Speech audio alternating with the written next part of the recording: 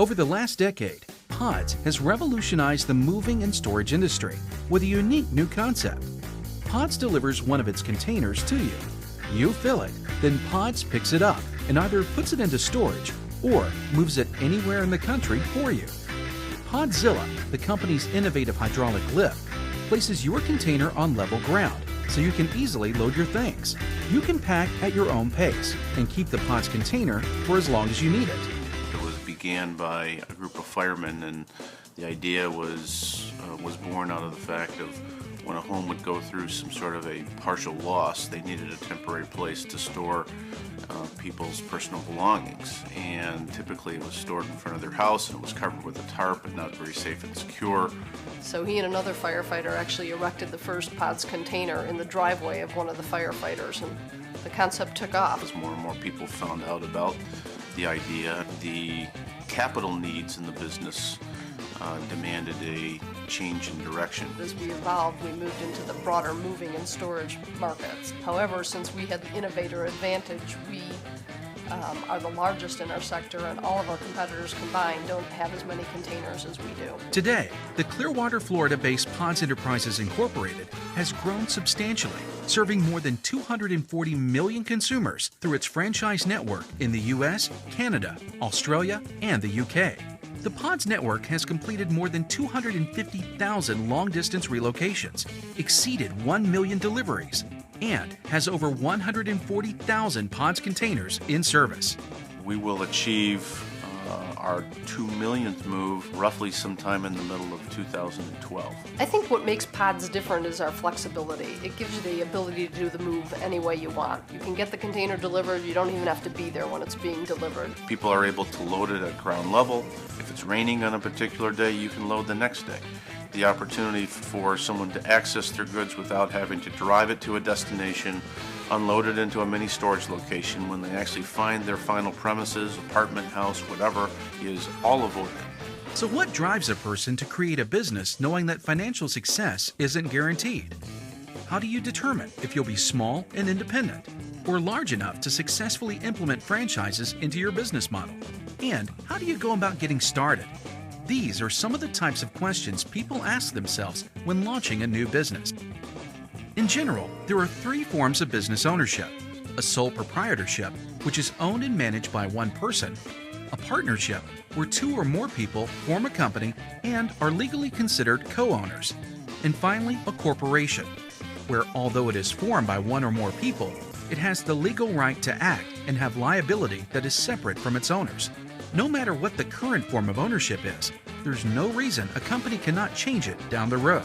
The genesis of the company began as an individual sole proprietorship. Eventually, venture money came in and a corporation was formed. That corporation was evolved as the business model proved itself out. Eventually, it evolved to an expanded corporation, including this franchise model, where we actually provide a franchise disclosure document. We actually had franchise territory sales and developed the business model on that basis. There are advantages and disadvantages to each form of business ownership, and it's important that the prospective business owner weigh the pros and cons of each. One advantage of being a sole proprietor is that it can be easy to start your new company. You are your own boss, and you set your own hours.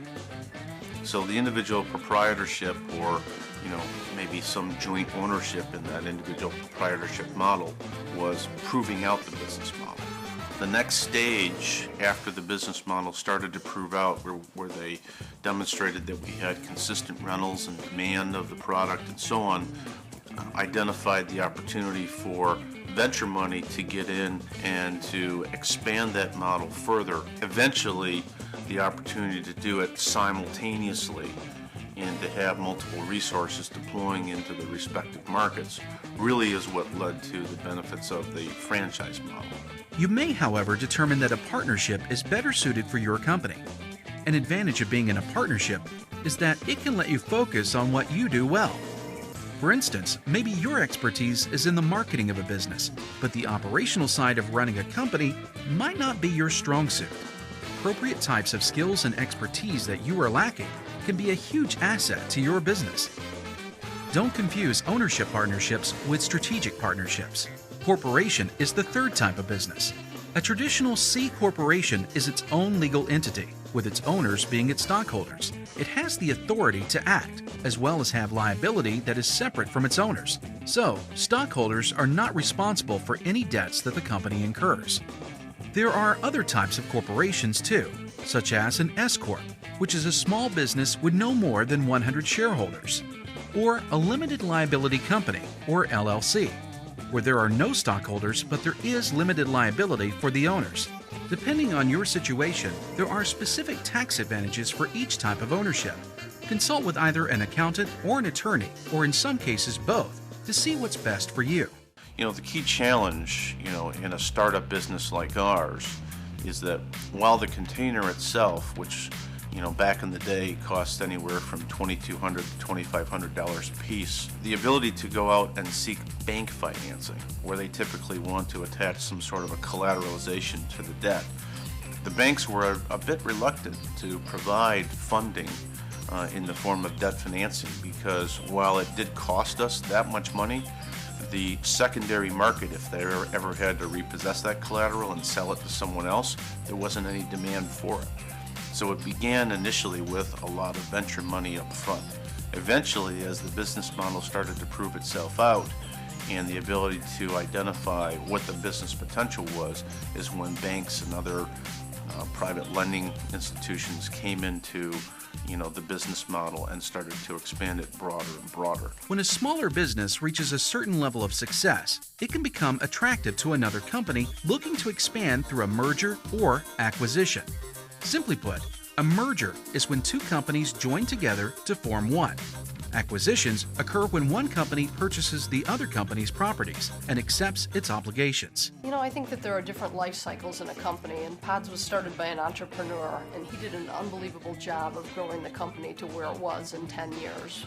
But at that point, it really needed to be taken over by professional management who could bring the company to the next level. There are two other special forms of business ownership: franchises and cooperatives. A franchise is when a company, known as a franchisor, sells the rights to use its business name to offer a product or service in a specific territory to someone else, the franchisee. This is a popular option for those looking to own a business but want the security of a company with a proven track record. Currently, we have 132 Pods franchise markets in the system, and generally a market is a city. 120 of those are in the U.S., 8 are in Canada, and 4 are in Australia. A franchise-based company can provide franchisees with several benefits, including management training and expertise, marketing, financial advice, and in some cases, financial assistance. Traditionally, franchise-based companies have a lower failure rate than other startup organizations. Ultimately, the idea of utilizing the franchise model was born out of, not only necessity in terms of the capital financing and so on, but it also had to do with how do you utilize that good entrepreneurial spirit into a local marketplace. Franchisees bring another advantage, though, and that is their knowledge and their connections in the local market. So they can take advantage of particularities in a market, and it would be difficult for us as a corporation to come in. I think, on the other hand, in other big markets like Chicago or LA, the founders of Pods had the foresight to keep those for themselves. So in the very biggest markets that are pretty standard business markets that are just going to adapt well with our standard business model, we reserve those for corporate operations. There are some hurdles to overcome for potential franchisees, such as startup costs for the rights to the franchise, shared profits or royalties, specific management regulations that are required of all franchisees, and certain restrictions on what you can sell and where you can sell it. Franchise that makes this commitment is paying an initial franchise fee upwards of $250,000 for just exclusivity on the territory. In addition, they're also making an investment in containers, and at $2,500 to $3,000 per container, that's a pretty significant investment. I think that the larger investment also brings with it a larger return. Finally, there is a different type of organization called a cooperative, which is owned by the people who use it for their mutual benefit. A cooperative runs like a democracy, with members electing its own board of directors and often hiring professional management. Co-ops are a growing portion of the U.S. economy and serve markets such as housing, healthcare, childcare, food, and other services, such as credit unions. Got a great idea you think would make the foundation for a successful business? Now you have some background on several different forms of business ownership. All successful businesses like Pods got their start somewhere. Where were yours?